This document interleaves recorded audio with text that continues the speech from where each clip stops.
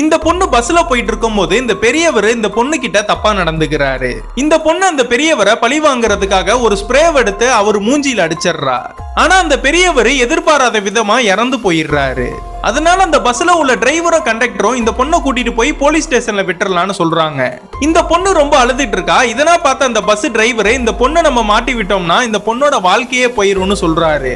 இப்படின்னா இருக்கிறப்ப அந்த பஸ்லயே இருக்கிற இன்னொரு சைக்கோ இந்த டெட் பாடியை என்கிட்ட கொடுத்துருங்க, நான் யாருக்கும் தெரியாம புதைச்சிடுறேன். அதனால எல்லாருமே சேர்ந்து இவனுக்கு கொஞ்சம் காசை கொடுத்து இந்த டெட் பாடியை எடுத்துட்டு போக சொல்றாங்க.